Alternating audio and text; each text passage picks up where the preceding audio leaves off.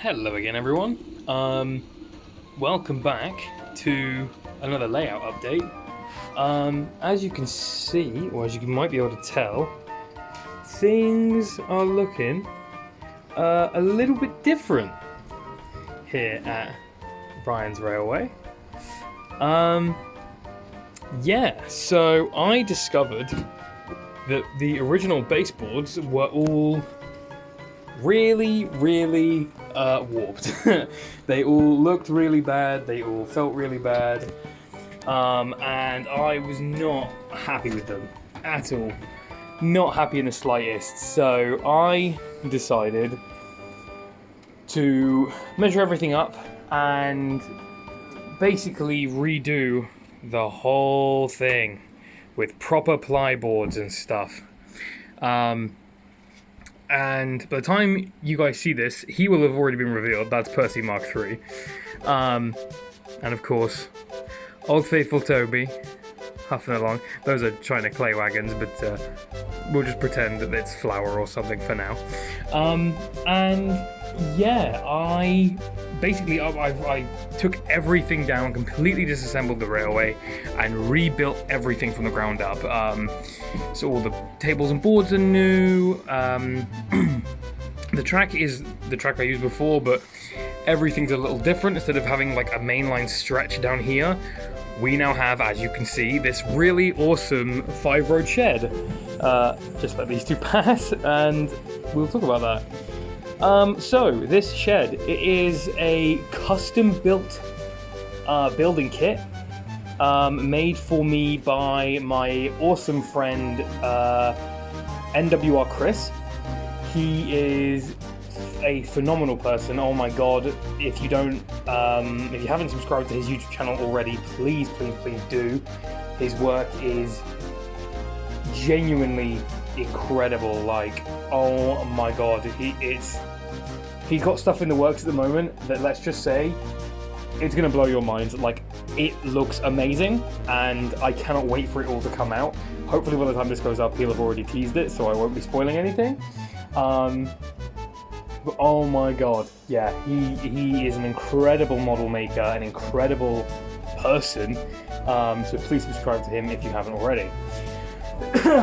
Excuse me. So yes, the railway has had a bit of an upgrade. You can see here, we now have more of an idea of what I wanted to go here. Before it was just this mainline straight, but now with the shed here, thanks to Chris, I have an actual setup of what's going on. So we'll start from the shed. It's the biggest thing here. So as you can see here, a 5-road shed with a line that passes the sheds and heads around to a turntable behind.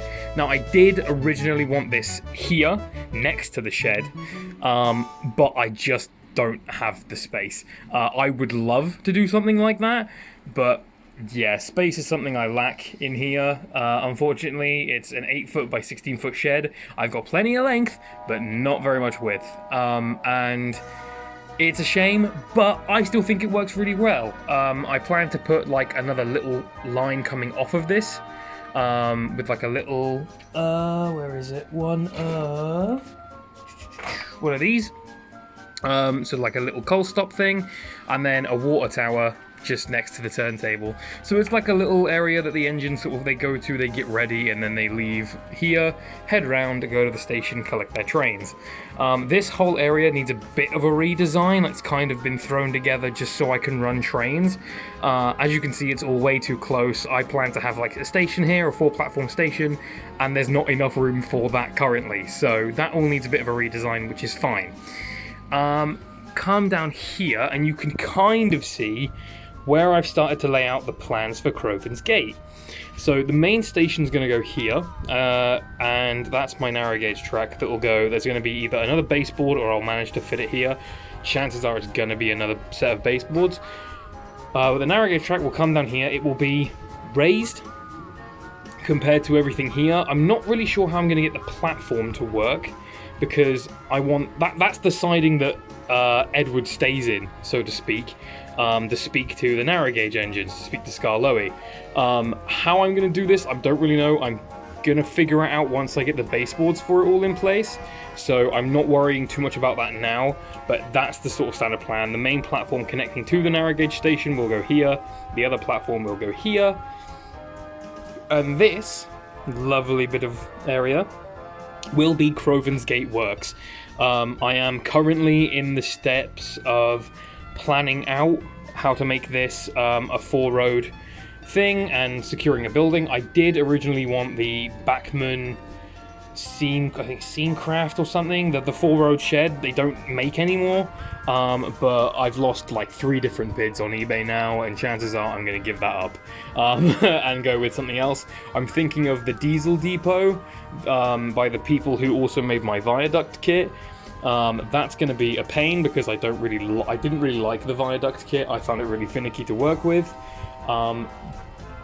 So we'll see. I might just get like 2 of the 2-road sheds and put them together. I don't really know. I'm going to figure that out. But yeah, you can kind of see the rough idea of what's going to go on here. The main workstation is going to go there. Crovan's Gate will be there. And that's kind of that bit. And then it'll come around literally exactly the same as it did last time, except there isn't a second lowered bit. This time it maintains itself. This is going to be like a little countryside section, possibly with like a field of cows or something as like a reference to where James had his accident, or possibly even just for the hell of it, a vicarage with like the church and Trevor and maybe something like that. I'm not really sure. The Viaduct, who doesn't love the Viaduct? Nothing's changed here. Everything's going to be the same. It's just I've managed to lower it, and I've cut the boards to especially fit it into place perfectly. Then we come around back into the main station, and as I said, all of this needs kind of redoing because it's not quite big enough. This is probably going to need moving. Like this inner line's going to need moving around, and yeah. But it's all looking really, really promising and really, really good. I'm really looking forward to working on it. And yeah, the shunting yard is still planning to go here. Hopefully, because this board is much bigger than the other board I had, I will have a lot more room and a lot more stuff to play with. I was originally toying with the idea of having a line that actually ran in from here, so trains could basically come in on this line, not go into the station, drop their trains off, and then leave. But I don't quite think it's going to work. I don't think I've quite got the room for that. So I'm thinking it's just going to come from this line here and become like a nice, I don't know, 6 or 7 road shunting yard, hopefully. So yeah, that's the layout update. There's not really much else to say. It's slow going, just because I've got other life things going on. I've just spent a week away from everything. Just as like a little holiday. I spent some time with my partner. It was really nice. And yeah, so hopefully now that I'm home for a little while, we'll be able to probably, to be fair, I don't think much will get done with the layout this month, but you'll definitely get a lot of like model content, little snippets here and there. I'm thinking I might finally take the jump and start working on narrow gauge engines. I've got Douglas and Dolgok kits at home, just waiting to go. I've had them for probably a good few months now, and I'm really, really eager to get into some narrow gauge stuff and do my own takes on the narrow gauge engines. So that will probably be what comes next, but I'm not going to promise anything because I promised Edward Mark II and then ended up making Thomas and Percy in between them. So I won't promise anything. But I hope you will stick with me, and I hope you will look forward to seeing what comes next.